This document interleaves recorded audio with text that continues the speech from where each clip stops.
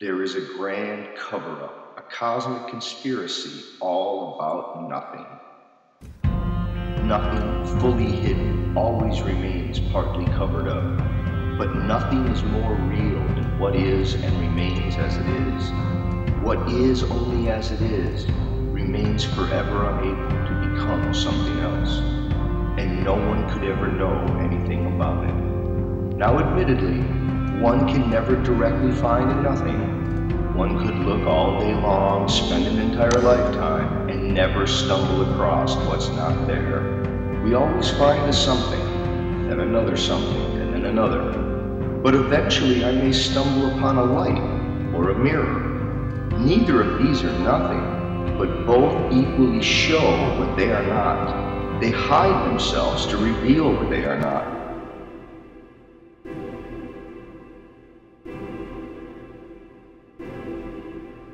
Neither is much to look at per se. We want to see what they make possible. Consciousness, Sartre tells us, is what it is not and is not what it is. This means that being in itself can come to itself for the first time only by including nothing into all that is. The whole of being, or being in itself, in order to upsurge into reality, had to include a room-making nothingness. A gap, a lack, a crack, a fissure in being, all so that being might be for itself, rather than merely in itself. Now, if I say time is real, no one seems all that surprised. And if I say thought is real, few can seriously doubt it. But try talking to people about nothing, and they will tell you that nothing is not real, that nothing doesn't exist, that it's merely a phantasm, a spooky ghost of language. So here's the problem. Could it be that thought and time are basically nothing? To speak of what was or will be, to speak of possibilities, is to speak of what is not. It is to dwell in the denial of what is. Whatever is not where humans exist.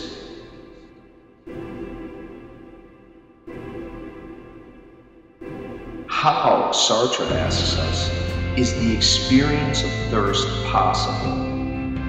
How can a fully positive set of actual conditions, one's sheer materiality and actuality, disclose a lack? Friedrich Nietzsche, in his Truth and Lies in the Ultramoral Sense, suggests that all ideas are lies. They emerge from equating what is not equal.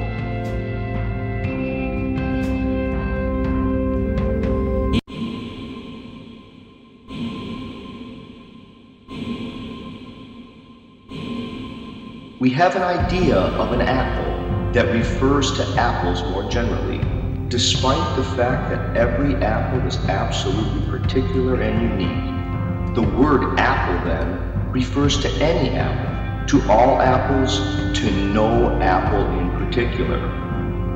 Kenneth Burke writes that if someone asks me, is it 32 degrees outside?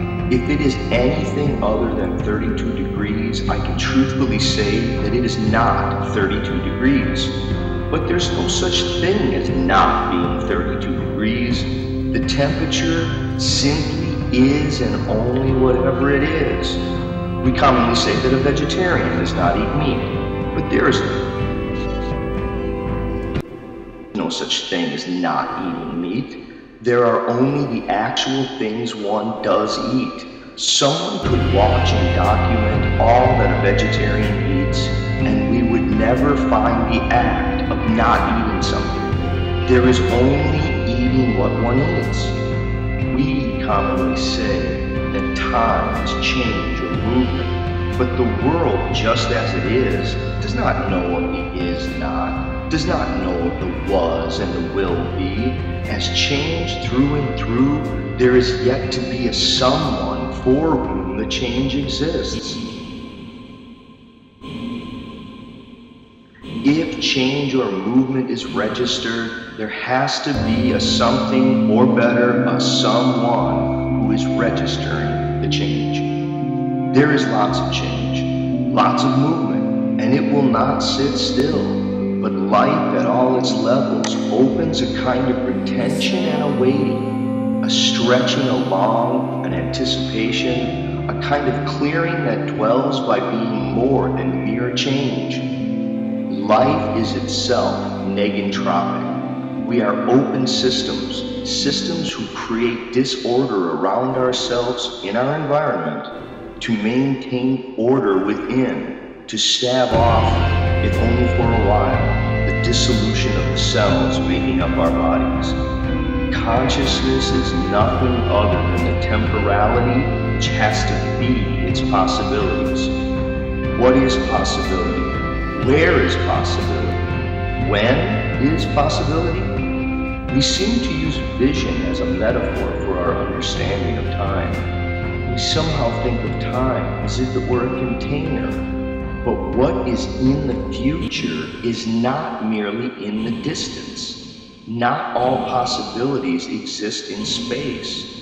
Animals, for their own part, have little to no future possibilities. They mostly open to a not yet that is within space, even if a very distant space. Not all possibilities, though, are merely something within the distance which is not yet near. We are time made for possibilities, and possibilities are not merely eventual actualities. Time is not space. Time is not something located within space. But time is very real. Humans, as language-using animals, dwell in temporal possibilities, possibilities that are made of nothing but time. And not all possibilities remain in the future. Not all possibilities are actualized. There are and remain possible pasts. Many of our own most possibilities are possibilities to the very end, never being anything other than a possibility, or perhaps they become a failed attempt, meaning humans can live in the missed opportunity, the foregone possibility, the neglected possibility.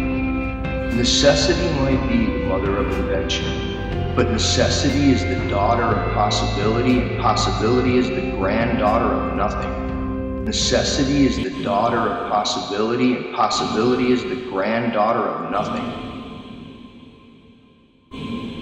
Granddaughter of nothing. There are so many kinds of negativity, not just nothing and negation. But the not now, not yet, not ever, no way, no how is not the case. Thought is abstract. It selects and delimits, decontextualizes. It deals mostly in possible relations. Is thought not basically a denial of what is? Count Alfred Korzybski seemed to suggest as much in his famous claims that the map is not the territory and the word is not the thing.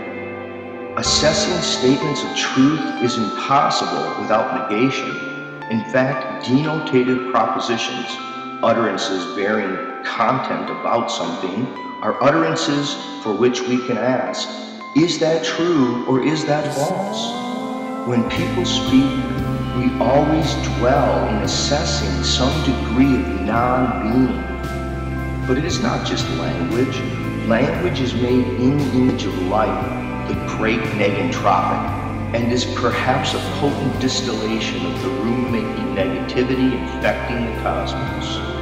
For example, desire, all desire, desire for food, water, sleep, or sex, yearnings for fame or fortune, but especially desires for the unattainable, the return of a deceased loved one, wishes for youth eternal, longing to control what others think of us.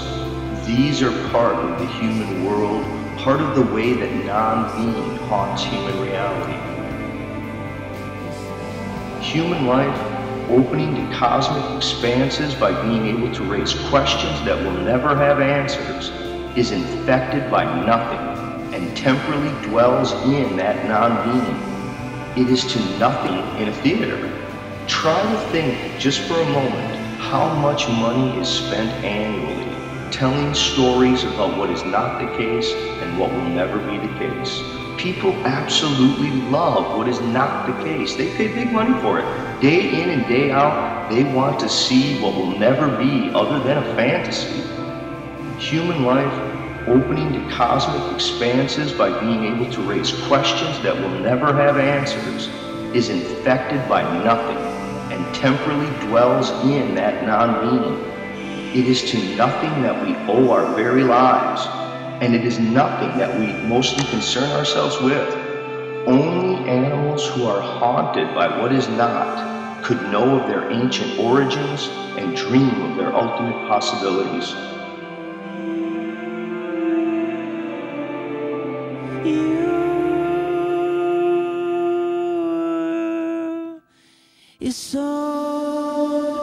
He found himself confronted by what amounted to the great nothingness, the vast desert of the shoreless sea.